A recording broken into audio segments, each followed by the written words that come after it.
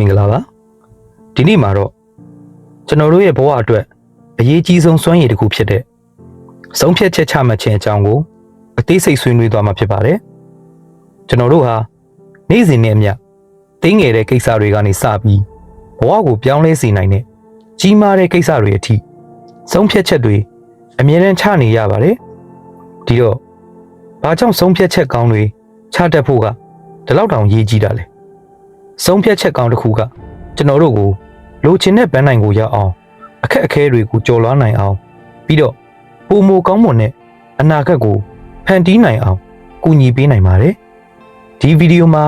ထိရောက်တဲ့ဆုံးဖြတ်ချက်ချမှတ်နည်းအစဉ်စဉ်အဖြစ်များတဲ့မှားယွင်းတတ်မှုတွေနဲ့လက်တွေ့ကြတဲ့နည်းလမ်းများကိုလေ့လာကြရအောင်ဆုံးဖြတ်ချက်ချမှတ်ခြင်းဤအဆင့်9ဆင့်ဆုံးဖြတ်ချက်ကောင်းတစ်ခုချမှတ်ဖို့အတွက်ကျွန်တော်တို့ဟာစနစ်တကျလမ်းညွှန်ချက်တစ်ခုကိုလိုက်နာသင့်ပါတယ်ဒီမှာဆုံးဖြတ်ချက်ချမှတ်ခြင်းရဲ့အဆင့်9ဆင့်ကိုဖော်ပြပေးပါမယ်1ပြဿနာသို့မဟုတ်လိုအပ်ချက်ကိုဖော်ထုတ်ပါပထမဆုံးအနေနဲ့ဘာကိုဆုံးဖြတ်ရမယ်ဆိုတာရှင်းရှင်းလင်းလင်းသိဖို့လိုပါတယ်ငါဘာကိုပြောင်းလဲချင်တာလဲဒါမှမဟုတ်ဘာကိစ္စကိုဖြေရှင်းဖို့လိုအပ်နေတာလဲဆိုတာကိုမေးခွန်းထုတ်ပါပြဿနာရဲ့အနှစ်သာရကိုမှန်မှန်ကန်ကန်သတ်မှတ်နိုင်မှရှင်းဆက်နိုင်မှာပါနှစ်သက်ဆိုင်ရာအချက်အလက်များကိုစုဆောင်းပါ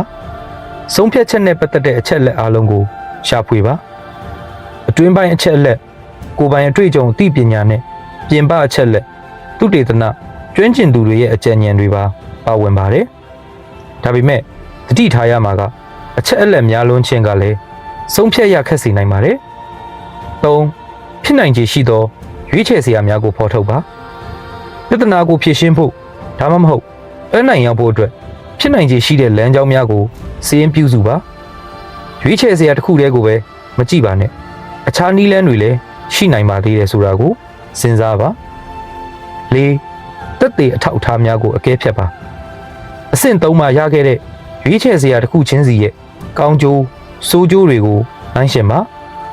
အန်ဒီရဲ့ဘယ်လောက်ရှိလဲအောင်မြင်နိုင်ခြေဘယ်လောက်ရှိလဲကိုယ့်ရဲ့ပန်းတိုင်နဲ့ဘယ်လောက်ကိုက်ညီလဲဆိုတာကိုသုံးသပ်ပါ5အကောင်းဆုံးရွေးချယ်မှုကိုရွေးချယ်ပါအချက်အလက်တွေနဲ့သုံးသပ်ချက်တွေအပေါ်အခြေခံပြီးအသင့်တော်ဆုံးလို့ယူဆရတဲ့ရွေးချယ်မှုကိုတတိရှိရှိရွေးချယ်ပါတခါတလေမှာတော့ရွေးချယ်စရာတွေကိုပေါင်းဆက်ပြီးအဖြေအသစ်တစ်ခုကိုလည်းဖန်တီးနိုင်ပါတယ်6အကောင့်ထဲပေါ်ရန်လှုပ်ဆောင်ပါဆုံးဖြတ်ချက်ချပြီးဆိုရင်ချက်ချင်းအကောင့်ထဲပေါ်ဖို့လိုအပ်ပါတယ်ဆုံးဖြတ်ချက်ကချပြီးရင်စာရွက်ပေါ်မှာပဲရှိနေရင်အကျိုးမရှိပါဘူးလှုပ်ဆောင်မှုအစီအစဉ် action plan တစ်ခုရေးဆွဲပြီးစတင်လိုက်ပါ9ဆုံးဖြတ်ချက်ကိုပြန်လည်သုံးသပ်ပါလှုပ်ဆောင်ပြီးတဲ့နောက်ရလဒ်တွေကိုပြန်ကြည့်ပါဆုံးဖြတ်ချက်က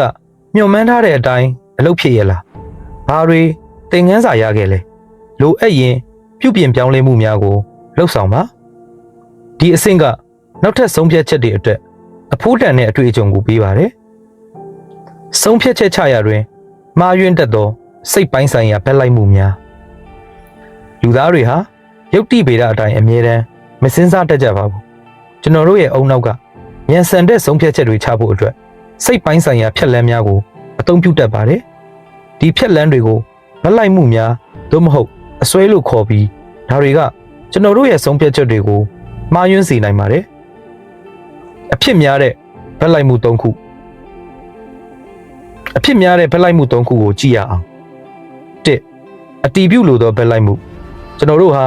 ကိုယ့်ရဲ့လက်ရှိယုံကြည်ချက်ကိုထောက်ခံတဲ့အချက်အလက်ကိုပဲရှာဖွေခြင်းပါတယ်ကိုယ့်အမြင်ကိုဆန့်ကျင်တဲ့အချက်အလက်တွေကိုတော့လစ်လျူရှုတတ်ကြပါတယ်ဒါကိုရှောင်ရှားဖို့အတွက်ကိုယ့်အမြင်နဲ့မတူတဲ့သူကိုအကြံဉာဏ်တောင်းခံသင့်ပါတယ်2ကြောက်ချရက်နာခြင်းပဲလိုက်မှုပထမဆုံးကြားလိုက်ရတဲ့အချက်အလက်အပေါ်မှာပဲလွန်ကဲကဲအာယုံစိုက်ပြီးနောက်ပိုင်းမှာရရှိတဲ့အချက်အလက်တွေကိုလစ်လျူရှုမိတတ်တာမျိုးပါဥပမာဈေးနှုန်းတစ်ခုစပြောတဲ့အခါပထမဦးဆုံးဈေးနှုန်းကိုအခြေခံပြီးညှိနှိုင်းမိတတ်တာမျိုးပါဒီဘက်လိုက်မှုကိုကျော်လွှားဖို့မူလအချက်အလက်ရဲ့အားနည်းချက်ကိုပြန်လည်စဉ်းစားသင့်ပါတယ်3ရရှိနိုင်မှုဘက်လိုက်မှုအလွယ်တကူမမိနိုင်သောသို့မဟုတ်မကြာသေးမီကမှကြာဘူးမြင်ဘူးသောအချက်အလက်တွေကိုပဲ အဓိကထားစဉ်းစားပြီးတကယ်အမှန်တရားကိုလျစ်လျူရှုမိတတ်တာမျိုးပါဥပမာလေရင်ပြတ်ကျမှုသတင်းကိုမကြာခဏကြားနေရလို့လေရင်စီးရမှာကိုပိုကြောက်တတ်တာမျိုးပါ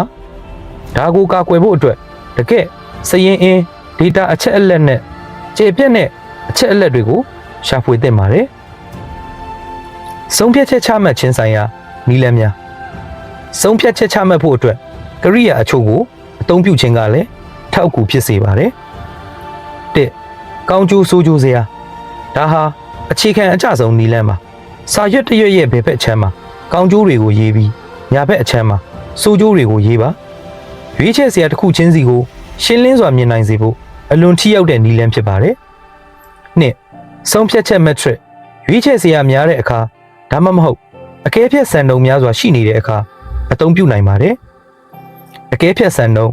ဥပမာကုန်ကျစရိတ်အချိန်အရေးအသွေးတွေကိုသတ်မှတ်ပါစံနှုန်းတစ်ခုချင်းစီကိုအရေးကြီးမှုအလိုက်အမှတ်ပေးရွေးချယ်ပါရွေးချယ်စရာတစ်ခုချင်းစီက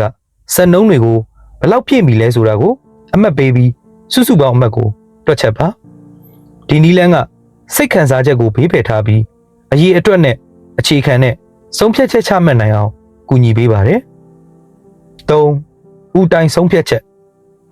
အမြဲတမ်းတော့စနစ်တကျခွဲခြမ်းစိတ်ဖြာဖို့အချိန်မရပါဘူးကျွမ်းကျင်သူတွေဟာအတွေ့အကြုံများကြီးပေါ်အခြေခံပြီးချက်ချင်းဆုံးဖြတ်ချက်ချမှတ်နိုင်ပါတယ်ဒါကို